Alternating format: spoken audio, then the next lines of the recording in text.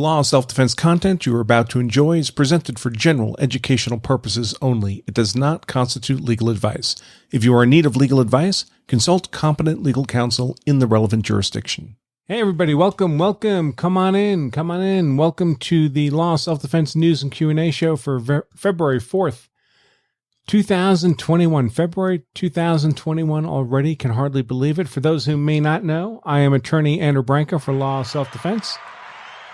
Thank you very much. This is our weekly news and Q&A show in which we cover use of force news events, things that have been in the news in the last week that caught my eye, as well as answer your questions, both questions that have been sent in to us ahead of time for our consideration, as well as questions you can ask if you're in the live audience.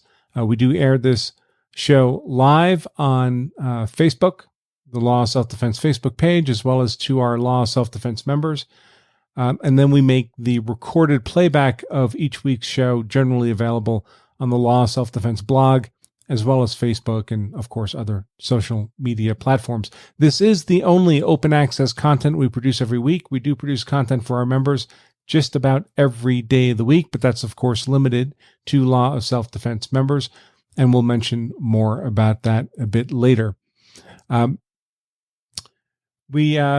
If you put your questions in the comments throughout the show, I can't do the show and read the comments simultaneously, but before we sign off, and we do try to keep the show to less than an hour, definitely less than an hour, I will scroll through the comments for any questions any of you might have submitted and do my very best to answer them. Again, this is for those of you watching this live.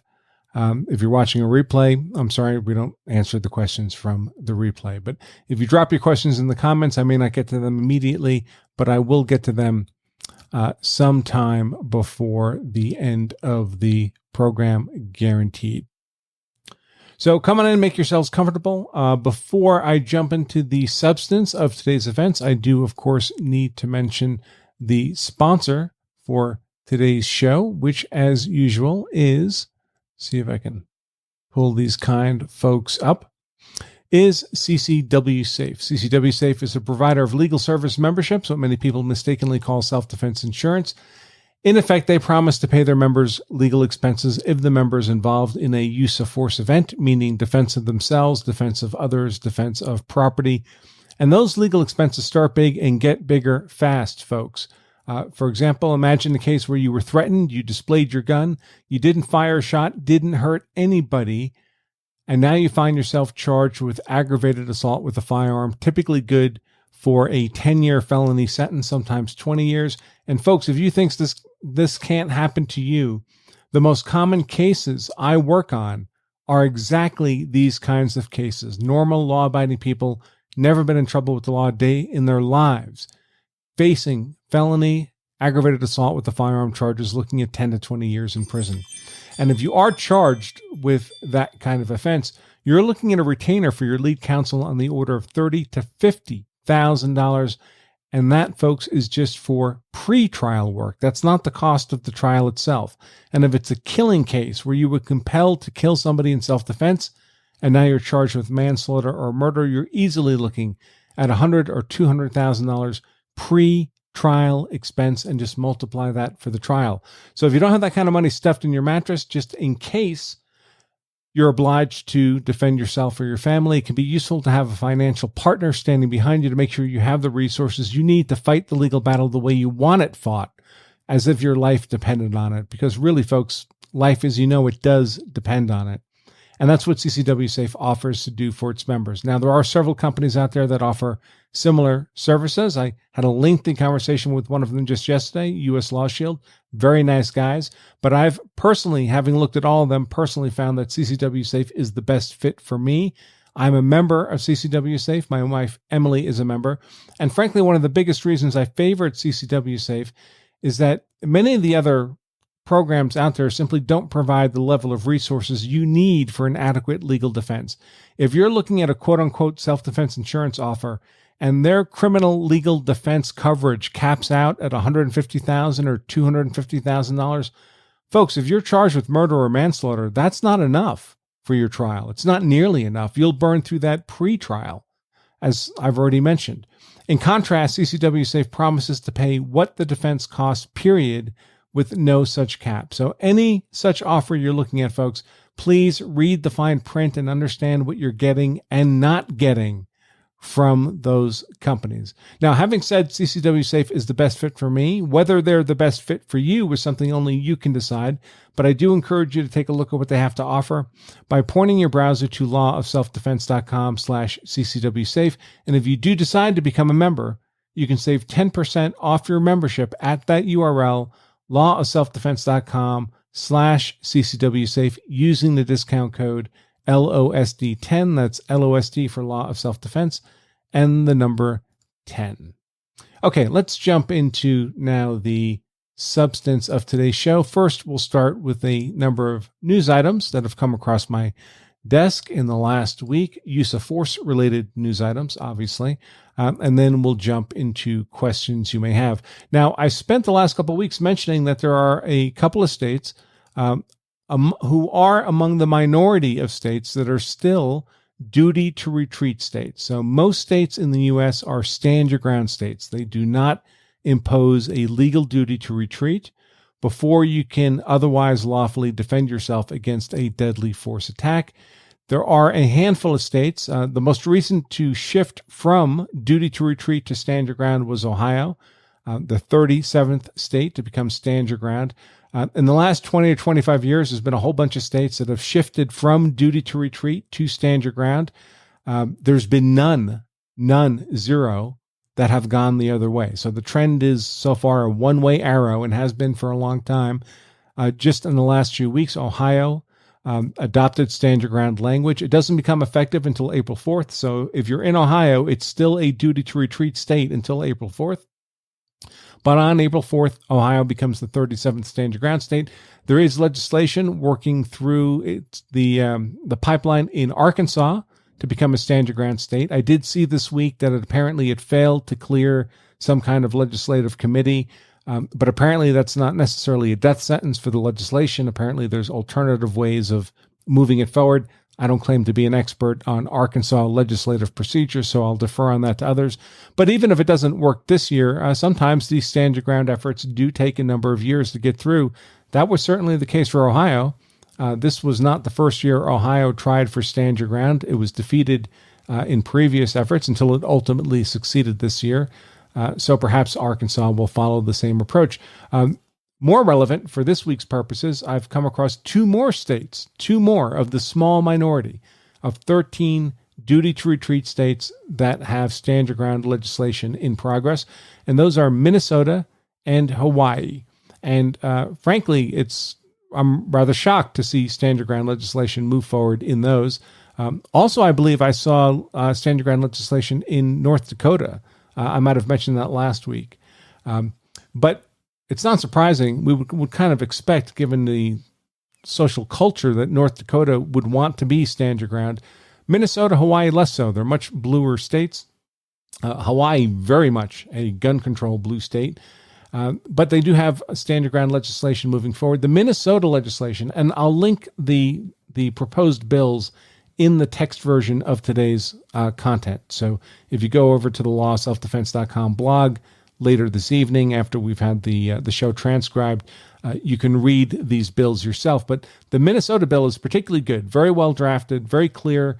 The current Minnesota deadly force self-defense statute is only about 50 words long. It's one of the shortest deadly force self-defense statutes in the United States.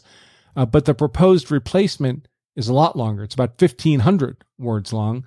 It completely deletes the 50-word existing language in Minnesota deadly force self-defense, and it replaces it with a much more robust, clear, well-drafted deadly force and self-defense statutory language, and it includes stand your ground, and it includes a legal presumption of a reasonable fear of imminent deadly force harm when facing an intruder in your home, and it includes provisions for immunity from prosecution for a lawful use of force in self-defense.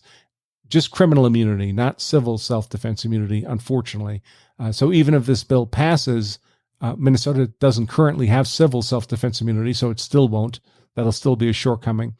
But really a pretty well-drafted, put-together bill favorable for self-defense in Minnesota. So hopefully that will have good fortune. In Hawaii, there are two bills being proposed for stand your ground, two competing bills. I mean, it's good that they're being proposed. One of them, unfortunately, is horribly drafted. It just reminds us that when we think about how these laws are passed through legislatures, not all our representatives are geniuses, folks. And whoever drafted one of these two Hawaii stand your ground bills really did a very bad job. But the competing bill is fairly good, has stand your ground provisions, as well as immunity provisions, both criminal and civil self-defense immunity. So hopefully those will have good fortune as well. And the pool of states that are not stand your ground, that are duty to retreat states, continues to diminish ever more and ever more, shrinking in number. And that's a good thing as far as I'm concerned. I think stand your ground is good public policy from this small town lawyer's perspective. That said, as often, I caution all of you, if you're facing a threat and you have the option with complete safety of not getting into that fight, you're a fool if you don't take advantage of that option. So please don't get into fights you don't need to get into, including fights from which you have a genuinely safe avenue of retreat. So for all of you, I would encourage you to conduct yourselves as if you were in a duty to retreat state. That's the safest position legally. It's also the safest position tactically. Of course, if you are compelled to fight and there is no safe alternative, well, then you have to be prepared to fight 150% naturally. Another trend I saw over the last week, it's a continuing trend, is kind of a expansion of the scope of threats against which deadly defensive force would be a legal option. Or another way to put this is a kind of ratcheting down of the threshold that has to be met before deadly defensive force would be justified. So we always have the traditional threshold for deadly defensive force, and that is if you're using it to prevent a deadly force attack, meaning a force readily capable of causing death or serious bodily injury. So if that threshold has been met, if that's the condition that you're facing, there's a deadly force threat, assuming, of course, the other conditions of self-defense have been met, then you're privileged to use deadly force in self-defense. It's a pretty high standard, not an unreasonable standard, right? Deadly defensive force to stop a deadly force threat, proportional response, kind of makes intuitive sense. Who could be against that? But of course, the threshold doesn't have to be that high. I mean, we could set society could set the threshold to be lower than facing a deadly force threat. I mean, the most probably commonly known example of this is in the state of Texas. Texas allows for the use of deadly defensive force in defense of mere personal property, if all the conditions are met for that statute. And if you're interested, it's Texas Penal Code 9.36. You can find that statute at lawselfdefense.com/936. It might be 937. Sorry, my recollection is escaping me now, but one of those may be defense of non-deadly force in defense of property. The other is deadly force in defense of property. So it's either lawselfdefense.com/936 or /937. You can find it there. But that's a state, an example of a state in which they've set the threshold for deadly defensive force to be justified much lower than the defender was facing a deadly force threat to his person or the life of some other innocent party. But there are other states that take different approaches to lowering that threshold, or to put it another way, expanding the scope of circumstances in which deadly defensive force would be justified. Often these expansions are location specific, and they often have to do with defense of highly defensible property, as opposed to personal property. Personal property being, a laptop, a wallet, an unoccupied vehicle. Those are things that might be covered by that Texas statute, but which the other 49 states say mere personal property cannot be defended with deadly force, period. Blanket prohibition. But besides personal property, we also have this category of highly defensible property, which generally includes things like your dwelling, your home, including temporary homes like a hotel room or an RV that you're actually living in, or even a tent that you're camping in. So your dwelling, often, but not always a place of business, often, but not always an occupied vehicle. An unoccupied vehicle is personal property, but an occupied vehicle may be highly defensible property. And often what states will do is they'll say, well, in the context of this highly defensible property, like your home, if you're defending yourself against an intruder, a genuine intruder, which usually means someone who's unlawfully and forcibly entered the property or is attempting to enter the property. If you're dealing with a genuine, forcible, unlawful intruder, you may be privileged to use deadly defensive force without having to be facing a deadly force threat. It's common. For one thing, many states will presume that you're facing a deadly force threat under those circumstances. A legal presumption is created that you have a reasonable fear of an imminent deadly force attack from that person. So they're not really changing the legal threshold that's required or doing away with the legal threshold that's required. The requirement is still that you're facing a deadly force threat, but they're legally presuming that to be the case if you're facing a genuine intruder into highly defensible property.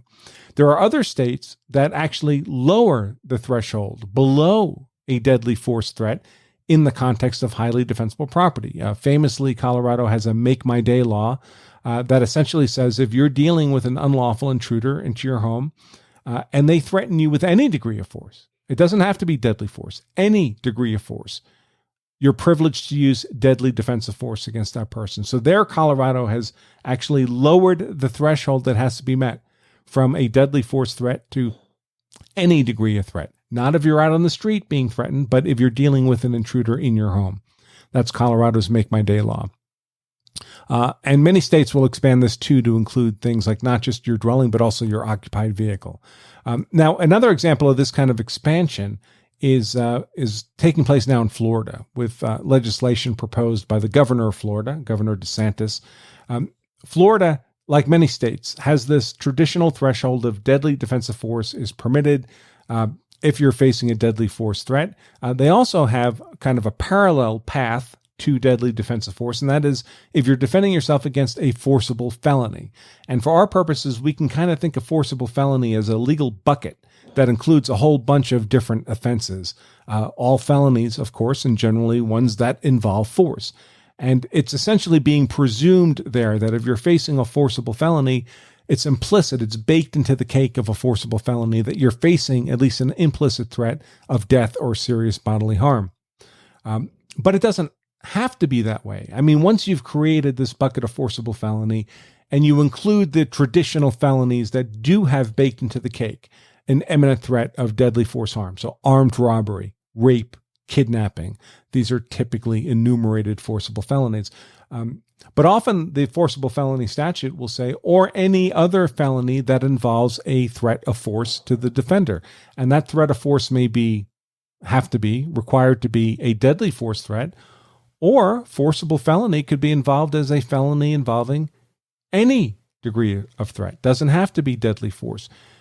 So if your deadly defensive force statute says you can use deadly defensive force to stop a deadly force threat or a forcible felony, and the forcible felony portion doesn't require that the threat be deadly, well, then they've effectively lowered the threshold of threat that you must be facing in order to be justified to use deadly defensive force.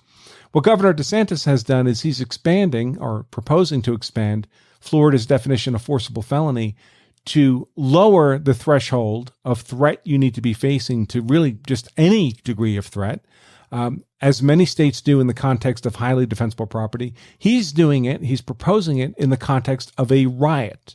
So if you're defending yourself against rioters, and this is defined in the proposed legislation as, X number of people, the state of emergency has been declared and so forth. But if you're in a rioting situation and you're threatened with any degree of force, that would then qualify, it doesn't have to be deadly force, any degree of force, that would then qualify as a forcible felony. It would be put in the forcible felony bucket, which means it would meet the threshold to privilege you to use deadly defensive force.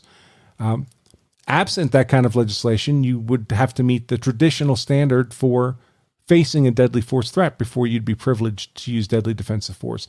But in a riot situation under this proposed legislation, you wouldn't need to wait until the threat against you rose to a deadly force level. The fact that it was any degree of threat in the context of a riot would be sufficient to privilege you to use deadly defensive force. So be interesting to see how that moves forward in the Florida legislature. Would certainly, I expect, have the, especially given how many guns are in Florida, have the effect of ratcheting down the exuberance of the many riots we've seen ravaging the country over the last few years.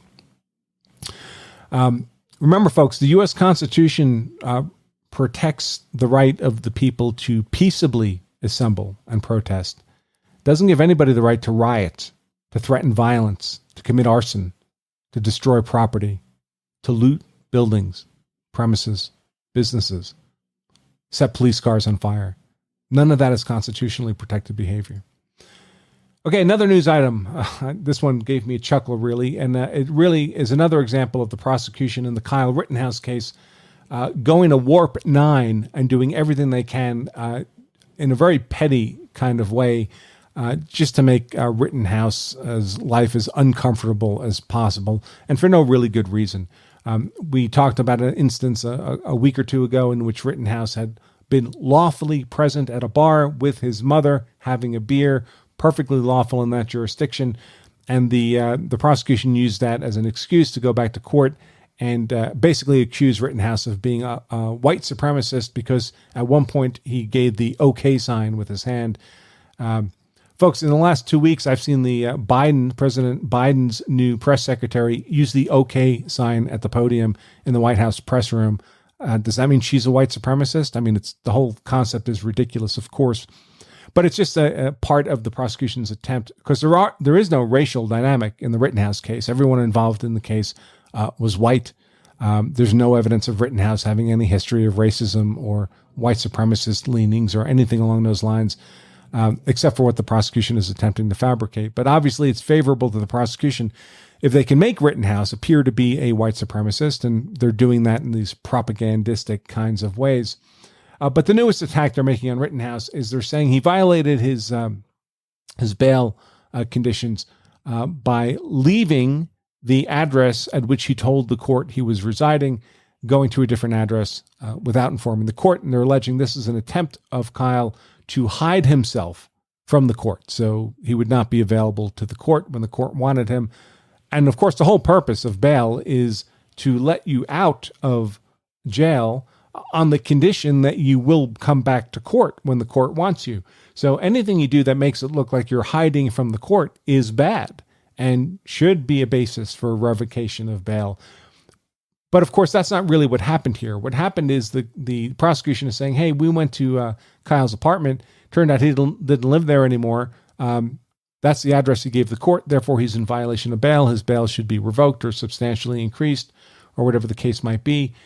Here's what actually happened. What actually happened is Rittenhouse has been receiving death threats at his home address. So he sought, for purposes of safety, to move to a safe house, the location of which would not be publicly known. His current home address is publicly known because it's part of the court documents, public records, and there's in Wisconsin, there's a very strong public records presumption in the law. And so this was released to the public, Rittenhouse's home address. Now he's getting death threats. Obviously, he doesn't want to stay there and get shot in the face. Remember, folks, even after George Zimmerman was acquitted, there were people trying to kill him. There was an assassination attempt made upon George Zimmerman. That person has been convicted of that unlawful use of force and is in prison for, I believe, a 20-year sentence at this point. But nevertheless, the effort was made, and it's only luck that Zimmerman didn't catch that bullet in the head. It hit the frame of the car door in which Zimmerman was sitting when the shot was fired at him. And of course, Rittenhouse doesn't want to get shot in the head either. So what Rittenhouse did was not hide from the court. His lawyers contacted the prosecutors, explained the situation, and said, listen, we need to move Rittenhouse to a location not known to the public. We want to give you that address. We don't want to hide it from you or from the court. But we'd like you to agree to keep that new address non-public. Because if you make it public, well, obviously we're right back into the threatening situation we were in the first place. So the only reason we're moving him is because of the exigent circumstances, the life-threatening circumstances. But that only works if you'll agree to keep the new address non-public. You'll have it. The court will have it. We just don't want you to release it to the public. And the prosecutor's response was, nope. Move if you want. Give us the address, and we're going to make it public. That's it. Well, of course, this was not Kyle Rittenhouse trying to hide from anybody, any of the authorities, not the prosecution, not the court. He was more than happy to give them his address. He just doesn't want to die. So this is the lengths that the prosecution is going to just make Rittenhouse's life as uncomfortable and dangerous as possible. And now essentially fabricating a narrative that Rittenhouse was attempting to hide from the authorities. Simply not the case. Another news story that came across a transom was just one of these, how stupid can people be, except I have an even dumber, arguably dumber story after this one. This case took place in Oklahoma. It involved a woman who was at a party. So presumably alcohol was involved, not surprisingly. And the woman was at the party. She looked across the street, and on the house across the street was a Nazi flag. So here was a guy across the street who apparently had Nazi sympathies and wanted the whole world to know. I mean, why? I don't know. But in any case, apparently others at the party dared the woman to run across the street and steal this flag. Obviously, that's a crime. You're not privileged to steal someone's flag just because it's a Nazi flag. You're allowed to fly a Nazi flag, I guess, if you don't live in an HSA. It's a First Amendment privilege. Nobody much likes Nazis, but the First Amendment's not intended to protect speech we like. You wouldn't need a First Amendment for that. It's intended to protect speech that's offensive. I would suggest flying a Nazi flag is probably pretty darn offensive, but it is protected First Amendment speech. In any case, this woman took the dare, ran across the street, grabbed the Nazi flag, was running back to the party, and all this apparently came to the attention of the man who owned the Nazi flag. So he saw his property being stolen, which is, of course, a crime, a simple property crime, right? The flag is simple property, not highly defensible property. And his response, instead of calling the police to report the theft, was to retrieve what the media reports as an AR rifle and to shoot this woman multiple times as she ran back across the street to the party. Allegedly, she was shot in the lower abdomen and legs with this AR rifle. He now has, of course, been charged with attempted murder. He's claiming defensive property. Folks, this is not Texas. This is Oklahoma. It probably would not meet the conditions even under Texas law that does have provisions for the use of deadly force in defense of property. But nevertheless, it's not in Texas. There's no privilege to use deadly force in defense of mere personal property. There was no privilege for this guy to shoot this woman as she was running away across the street with his Nazi flag. So he's been charged with attempted murder, likely to be convicted. I don't see a justification defense here at all. Of course, as dumb as this guy was for shooting the woman running across the street, how dumb was she? I mean, however much you despise someone who would fly a Nazi flag, however crazy you think that person must be, the crazier they are, the more dangerous it is to go steal the stupid flag, right? So she ended up getting shot, purportedly with an AR. So now she's, of course, civilly suing this guy for money. Perhaps the most shocking part of this story is how little money she's suing him for. She's suing him for $75,000. And frankly, that number amount makes me doubt the severity of her wounds and doubt whether it was an AR rifle or even if it was an AR type rifle, particularly if it was shooting .223 or .556 rounds. Folks, you're shot with a .556 multiple times in the lower abdomen and legs, you're going to suffer far more. First of all, survival is doubtful. But even if survival happens, you'll have suffered far more than $75,000 worth of actual injury, pain, and suffering. So who knows what's going on with that? If it were me, I'd be suing for millions. Of course, the prospect of collecting a judgment from someone flying a Nazi flag on the front of their home in the first place is probably close to zero. So I guess in that respect, it doesn't really matter how much you're suing them for. I guess the limit will be whatever you can get out of his homeowner's policy, assuming he has a homeowner's policy, assuming they're going to cover his deliberate use of force, which if I were the insurer, I would not. But in any case, folks, whatever you might think of Nazis, the smart move is not to engage them directly or indirectly. Don't put yourself in a position where you're likely to get into a fight if you can safely avoid doing that ever.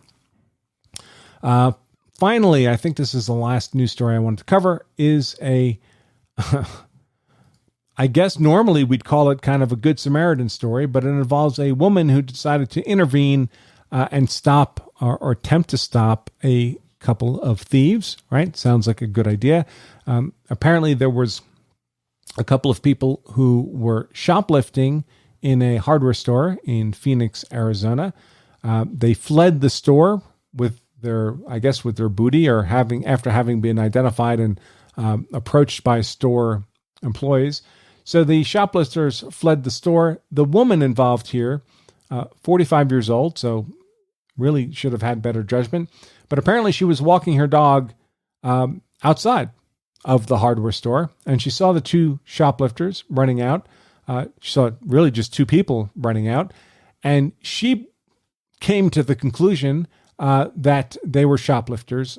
I mean, employees of the store were apparently yelling after them as they ran, but she came to the conclusion that they were shoplifters, which might have been a reasonable inference under the circumstances. The two purported shoplifters jumped into a car right in front of her, began to drive away, and as the car was driving away, this woman walking her dog decided, you know what, this would be a good opportunity for me to go to the gun. So she whipped out her gun and started firing shots at the fleeing vehicle. Now, again, folks, as we've talked about, there's no privilege to use, at least in Arizona, where this occurred, to use deadly force in defense of mere personal property, and shoplifters are going to be escaping with mere personal property. The shop owner will have particular privileges, almost certainly under various shoplifters laws, very common in most states, to detain a shoplifter for police if they catch them stealing in the store. But even they would not have the privilege to use deadly force over a mere personal property crime. So this woman certainly had no privilege to use deadly force against these shoplifters. Even worse than all this, she did manage to hit someone with one of her fired rounds, but not one of the shoplifters. She shot one of the hardware store employees in the leg with her pistol, and that employee had to be taken to the hospital, of course, and treated. And now she's facing charges for aggravated assault with a deadly weapon and discharging a weapon within city limits. Now, I will say, as crazy as this woman's conduct was, as unnecessary as it was, as dangerous as it was, I don't think that aggravated assault is really the appropriate charge. I think aggravated assault would be the appropriate charge if she deliberately intended to hurt that hardware store employee, to shoot that hardware store employee, to cause him serious bodily injury or risk of death by her gunfire. But I don't believe for a moment she actually intended to shoot the hardware store employee. I believe that shooting was unintentional. Under the circumstances, almost certainly criminally reckless for her to do that, and that's a crime in and of itself. So I think a more appropriate charge here would be criminal recklessness, reckless endangerment, whatever form that statute would take under Arizona law. I certainly don't think the conduct should be excusable. I think it is criminal. I just don't think aggravated assault, I think, ought to require a degree of intent that's not apparent to me here. And then, of course, discharging a weapon within city limits is a no-brainer if there's no legal justification for the discharge. And on the facts of this case, there simply wouldn't be. All right, folks, so that's all the news items I want to cover. And every one of those news items, by the way, I'll add a link to the media story. And if there's associated content like a proposed bill to the proposed bill in the text version of today's content. So it takes us an hour or two to get the show transcribed. But once it's transcribed, you can find it in written form with all the links to all the content over at the Law of Self-Defense blog, which is simply at lawofselfdefense.com/blog. So with that set of news items out of the way, let me start with our questions. And the first question will be a quick one, and that has to do with a question that came in from one of our Law of Self-Defense Platinum members. Platinum members get a Platinum member only question and answer form on their membership dashboard. Those questions come directly to me. We guarantee to answer them for our Platinum members. They get a direct personal response from me, private if they wish, or open for discussion on the show if they let us know that's acceptable to them.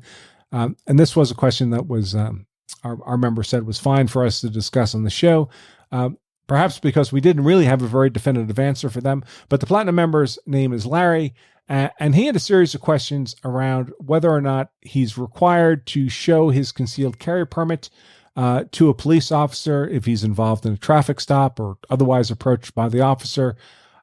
Is he required to show his concealed carry permit if he doesn't happen to be armed at the moment? Will the cop see a record on the computer in the patrol car that he has a permit if he runs the person's license in the car? What if you don't happen to have your permit on you at the moment? So you're not carrying, you don't have your permit because you're not carrying. Are you required to inform the officer that you possess a permit, even though it's at home and you're not carrying a gun at the moment? And unfortunately for Larry, the answer I had to give him was, I don't really know, because what we focus on here at Law of Self-Defense is use of force law, meaning the laws governing the use of force in defense of yourself, in defense of other persons, and in defense of property. What we don't cover in any detail is gun law or weapons law or licensing law. Frankly, it just self-defense law, use of force law generally is pretty consistent across the 50 states. It probably varies about 20 to 30% across the 50 states. But weapons law, gun law varies wildly across the 50 states, even within states.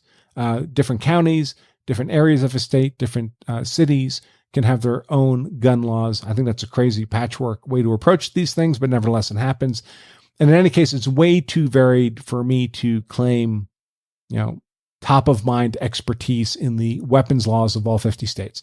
So we just don't do that. I know the gun law I need to know as a typical armed citizen who carries a gun for personal protection in the jurisdictions I go into, but I don't claim any particular degree of high expertise in gun law or weapons law.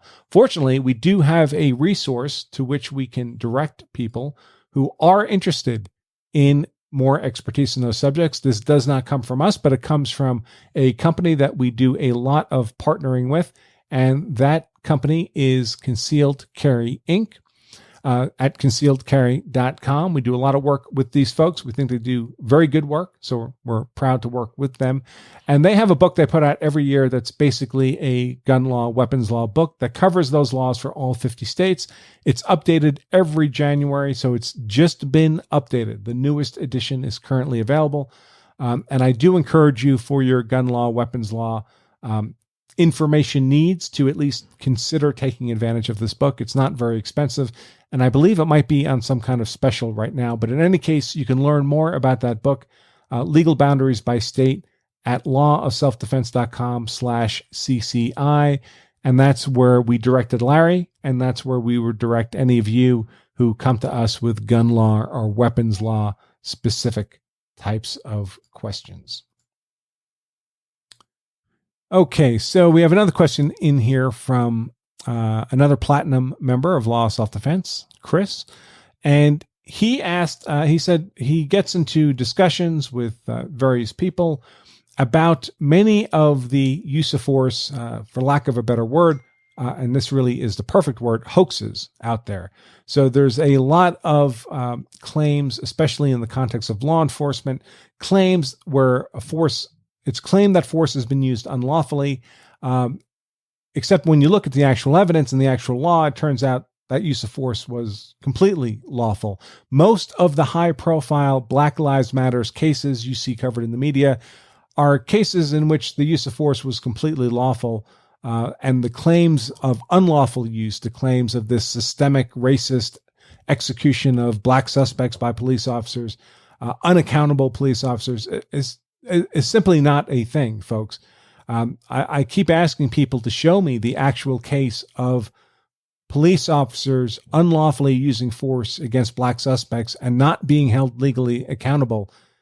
And I've never been presented with such a case. I mean, not in current history, not in the last 10 years, 15 years. Now, do law enforcement sometimes use force unlawfully? Yes, of course. Is the person they sometimes use that force unlawfully against a black person? Yes, of course. But where is that happening where the officers are not being held legally accountable? That I don't see. We can't expect perfect police, folks. Police are sometimes going to make mistakes. They're just human beings like the rest of us. All we can ask for is that we reduce that level of poor conduct as much as possible and hold accountable those who engage in poor conduct to a criminal level. And I believe our current system does that to a remarkably effective degree. But in any case, of course, because of the media, the propaganda, social media, there are many people who believe otherwise. I'm just one small town lawyer. I can hardly compete with the social media and regular media who propagate this propaganda of systemic police racist executions of black suspects. But it's not uncommon. I do cover these cases. And of course, I do a lot of video and blog posting and podcasting on these cases. And excuse me. I share the actual evidence and actual law, provide my expert legal opinion on these cases, and hopefully put all of you in a position where you can make genuinely informed opinions of your own about the lawfulness or unlawfulness of these particular cases that are in the media. And Chris is asking, we know you cover this stuff, Andrew. We know you do it in a great deal of detail based on the actual evidence, based on the actual law. But sometimes it's hard for us to find it on your website, even those of us who are members. And I take Chris's criticism to heart. We have literally tens, if not hundreds of thousands of words. We've written scores of hours of video and podcasting on these cases, but they're not in a very searchable format. We did aggregate all our coverage of the Zimmerman case, everything really that we wrote about that trial, and we watched every minute of that trial in real time. So we covered it in quite some detail. For those of you interested in that, you can point your browser to lawselfdefense.com/Zimmerman. That'll bring you to a webpage that aggregates all our coverage of that case. But we don't often do that for these other cases. So to address Chris's concern, for our Law Self-Defense members, we are working on adding a relatively robust search function to our members' content. So you'll be able to search through the blog post, the videos, the podcasting. So if you're interested in something about the Ahmaud Arbery case, you'll be able to find it. The George Floyd case, you'll be able to find it. The Rashad Brooks case, you'll be able to find it. All cases, by the way, in which I'm sure you've heard the media say relentlessly that the police officers' use of force in those cases, or in the Arbery case, the neighbors' use of force in that case, was obviously unlawful. And I can tell you, having looked at the evidence in the law, it's not at all clear to me at all that the use of force involved was unlawful. I see very clear narratives of justified use of force in all those cases. So we won't know, of course, until those cases get to trial, but they're hardly clear-cut cases of systemic racist police execution squads to my eyes. But in any case, Chris, we are looking to add that search function to our blog, videos, and podcasting so our members can more efficiently access our content for particular cases that they're interested in. We got another question here from another Law Self-Defense member, one who's very active in our blog post commenting, and that is from Donnie. And he asks about a legal concept called the overt act. Now, it's a generalized principle of use of force law that if you're faced with a threat that's merely verbal, 100% verbal, no physical component at all, a merely verbal threat cannot qualify as an imminent threat against which you are privileged to use force. So if you're only facing words, 100% words, that's not enough to privilege you to use force in self-defense. There needs to be, in addition to the words, or independent of the words, some overt physical act, some physical component to the threat before it can be said that you're legally facing a threat against which you can lawfully defend yourself with physical force. So you can't defend yourself against just words. Sticks and stones may break my bones, but words will never hurt me. There also has to be this component of an overt act. And that's an important concept to keep in mind. I work on cases in which people feel threatened by merely verbal threats and resort to a threat of physical violence in return. They go to their gun, for example, and they find themselves criminally charged because they were not legally justified in threatening force when all they were threatened with was words. So this concept of the overt act is important to know and important to understand because it's one of those key thresholds that must be met before it can be said that you're facing an imminent threat. And imminence is one of the required elements of any claim of self-defense. After all, a verbal threat could just be big talk. It could be a speculative threat that may never actually happen. And the courts, the legal system, does not want to justify the use of defensive force that didn't have to happen because the only threat involved was verbal in nature. Now, having said an overt act is required, well, overt act is a pretty flexible concept. So it's very conditional on the circumstances. What's required for something to constitute an overt act sufficient to justify the use of deadly force is very based on the, as we would say, totality of the circumstances. And probably the best way to think about this conceptually is imagine that we have a circle of threat, possible threat, goes from 0 to 100%. And understand that a verbal threat alone can never fill that circle. Let's presume the circle has to be filled before you'd be justified in using force in self-defense. Now, a nonverbal, a physical threat could potentially fill 100% of that circle and meet the condition of imminence, justify you to use force in self-defense. Someone steps out of a doorway with a raised machete and they're about to strike you. They don't have to say a word. There doesn't have to be any verbal component to the threat before you're justified in using self-defense. The physical threat alone may be sufficient. A verbal threat alone can never be sufficient. But a verbal threat combined with a physical threat can be sufficient to fill that circle. What the verbal threat can do, if it can't completely fill the circle, is it can fill much of the circle, almost all the circle, such that the overt physical act you need to see can be very minimal. So someone threatens to shoot you and then reaches for their waistband where a gun would be expected to be, a weapon would be expected to be. That physical act by itself is relatively modest. If it wasn't accompanied by the verbal threat, it would mean nothing. They could be reaching for a cell phone, right?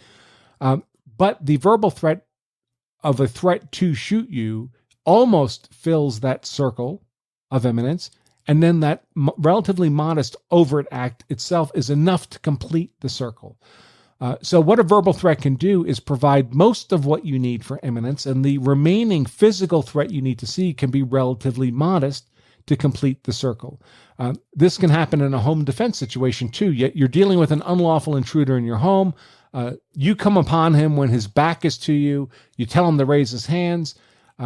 Under those circumstances, how much of an overt act do you need to see in order for that imminence threat to be filled and for you to be justified to use force in self-defense? You need to see something. It can't be nothing, but I would suggest that it needs to be almost infinitesimally small. To my mind, even say someone was facing you, hands up. If they shift their weight forward towards me, that's an overt physical act. It's just a weight shift. Normally, it would mean nothing. But in the context of them being an unlawful, forcible intruder in my home, that overt act is sufficient, to my mind, to fill in that circle of imminence. If I'm holding them at gunpoint in my home, telling them not to move, and they begin the process of moving towards me. So you do always require that overt act. The verbal threat's not alone. The circumstances may not be enough alone, unless you have that overt act. But the overt act can be very, very, very small and fulfill that circle of imminence. Okay, I think those were all the questions I had that came in before the show. So let me flip through the Law of Self-Defense membership comments and see what's been sent in from the members, and then I'll switch to Facebook all in the last few minutes we have before the top of the hour. So on the membership site, Steve, one of our members, asks, are there any gotchas with dealing with the laws in Arizona? Hardest off, stand your ground, limitations on stand your ground, self-defense immunity provisions. Steve, of course, only a tiny fraction of the people enjoying this week's news and Q&A show are in Arizona. And if I began to dive into Arizona-specific law, it would be meaningless to all the people from the other 49 states. So I can't make this show that state-specific. I will tell you that everything you're asking for is covered in our Arizona-specific self-defense law course. We have a self-defense law course for each of the 50 states. They're not very expensive. It's a DVD course, or you can get it online streamed. You can learn more about that at lawofselfdefense.com/state.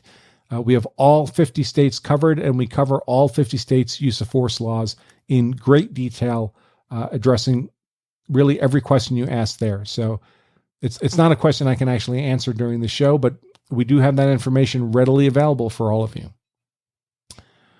Let's see. Oscar asks, how might the defender's use of a short-barreled rifle or some bizarre unconventional weapon impact their claim of self-defense? Well, there's really two possibilities, Oscar. One is that the weapon, as unusual as it may be, is not unlawful. It's a perfectly lawful weapon. So it might be a short-barreled rifle, but you have all the paperwork, or you meet your state's requirements and federal requirements and all that. It's perfectly lawful in your possession.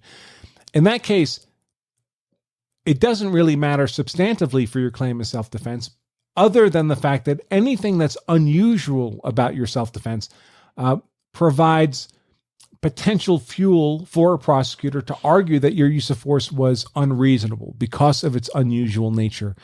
In theory, once you're privileged to use deadly force in self-defense, the law doesn't really care what the precise form of that deadly force is. You're privileged to use deadly force or you're not. If you are, you are.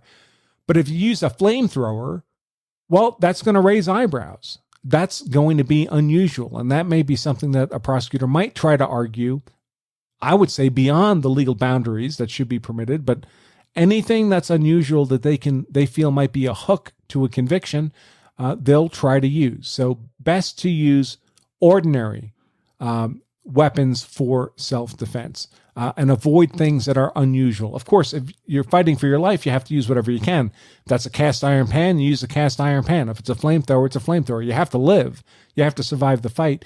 But to the extent you can do that using usual rather than unusual defensive tools, you're better off. The other possibility is that the weapon you're using is not just unusual, but under the circumstances, it's unlawful. It's a short-barreled rifle, and you're in a jurisdiction where that's prohibited, or federal law prohibits it, and you haven't done the paperwork and paid the tax stamp, things along those lines.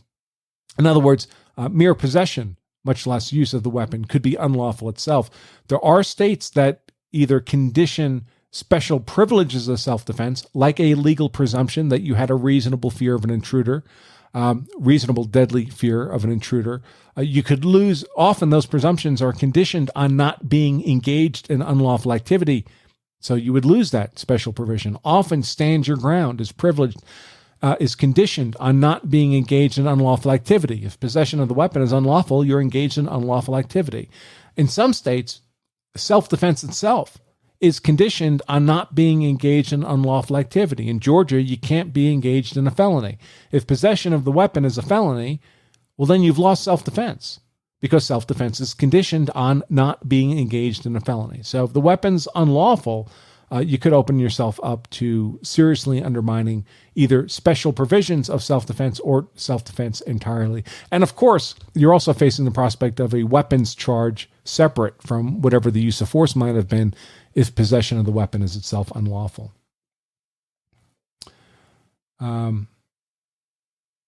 Yes, Oscar reminded me the Texas deadly force and defense property, 9.42. Sorry, folks, I got the numbers wrong. 9.42. So you can find that at lawselfdefense.com/942. Thanks, Oscar.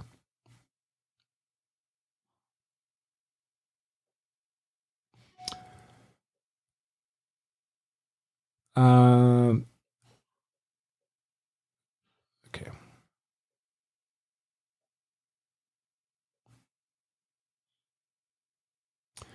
James asks if I have any comment about the apparent decision of D.C. authorities not to charge Capitol Police lieutenant who shot and killed Ashley Babbitt. No, I'm not surprised. And frankly, I'm not sure it's the wrong call. I did an extensive analysis of that shooting for our Law of Self-Defense members in a blog post and video and podcast. And frankly, there's a very strong argument to be made that that shooting was legally justified. We may not like it because we don't like the political circumstances around the shooting. But given the riotous mob nature of the circumstances, Ashley's conduct in breaching that barriered doorway that the officer was guarding, there's a very good case to be made that that was a perfectly lawful use of force, of deadly defensive force. And remember, the state would have to disprove that beyond a reasonable doubt. And I doubt they could do that even if they were so inclined, which admittedly, they're probably not inclined, right? That's a political dynamic that's unfortunate. But just on the legal merits alone, it doesn't surprise me at all that the officer was not charged. Okay, I think that's all the use of force questions from the membership. Let me flip now through the Facebook. Do that very quickly because we're down to the last few seconds. Let's see. Yep, Capitol Police shooting. I touched on that. Why wasn't the guy who tried to shoot Kyle with the pistol, I guess the guy who survived, got shot in the arm by Kyle's, why wasn't he ever arrested? Folks, I don't know. I mean, it's up to the authorities' discretion who they want to arrest and not arrest, even if assuming they have probable cause. They could have probable cause to arrest that guy. Certainly, I think there's probable cause to arrest him for attempted murder. He was clearly attempting to position himself to shoot Kyle with that pistol for no legitimate purpose. I suppose it's possible he thought he had legitimate purpose, but that discussion will never happen because the guy's never been charged and probably won't ever be charged. If you don't want people like that to be able to do what he did and not be charged, you need to elect different prosecutors. That's the answer to that question.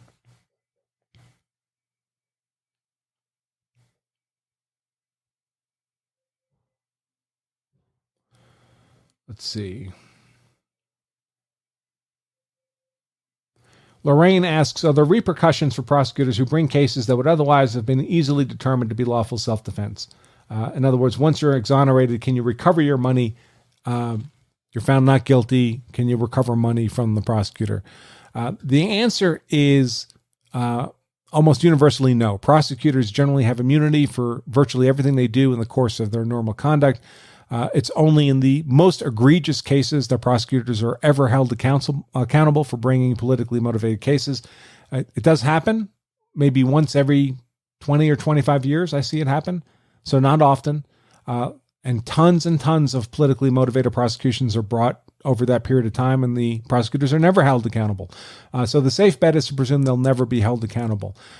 There is one state that does not hold the prosecutor accountable if they lose a self-defense case, but does have a possibility of the defendant who's acquitted recovering at least their legal expenses, if not, of course, their reputation, and that's the state of Washington. Washington has a provision where if you're prosecuted for a use of force crime, you raise the legal defense of self-defense, and you're acquitted, the jury is given a form on which they're asked, did you acquit this person on the basis of self-defense? Do a majority of you believe this was lawful self-defense?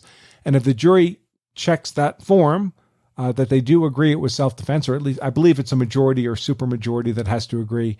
But if they sign that form, then the defendant can seek reimbursement for their legal expenses from the state of Washington. I forget whether that's from the prosecutor's office or the general fund or whatever. That's the only state that has that kind of provision. It's kind of a weird twist on self-defense immunity. It's not really immunity. You still had to go through trial, so it's not as good as immunity. But at least there's some prospect you can get your money back. Normally, of course, you're acquitted. Guess what, folks? You spend a couple $100,000 on your defense to get acquitted. You won, you're acquitted, but you're not getting that money back. That money was spent to get you acquitted, and it's gone. Another reason to consider, of course, something like CCW Safe, where those expenses are covered on your behalf. Again, you can learn more about that at lawselfdefense.com/CCW Safe. And at that URL, get 10% off your membership with them using the discount code LOSD10. All right, folks, that's all the time we have for today's news and Q&A show. Be sure to join us again next week. We do this every Thursday, 4 p.m. Eastern Time. Send us your questions to show@lawofselfdefense.com. Of course, if you're a platinum member, use your membership Q&A form. That gets prioritized. Most important thing you can do for us if you like this content is tell others, tell friends and family. You can find this content as a open access podcast now. Not all our content, just this Thursday news and Q&A show on just about any podcast platform you'd care to use. I think I have a little slide on that. Well, I used to, but apparently I don't really anymore. But we're on Spotify, we're on Pandora, we're on Apple Podcasts, we're on all of them, all the big ones you could possibly think of. Find us there. Just subscribe and you'll get this content as a podcast every week, in addition to the option to watch it as a weekly video and, of course, as a blog post with all the links to the relevant underlying content over at the Law of Self-Defense blog at lawofselfdefense.com. All right, folks, that's all I have for all of you today. Until next time, remember, if you carry a gun so you're hard to kill, that's why I carry a gun, so I'm hard to kill. My family is hard to kill. Well, then you also owe it to yourself to make sure you know the law so that you're hard to convict. Okay, folks, I'm Attorney Andrew Branca for Law of Self-Defense. Stay safe.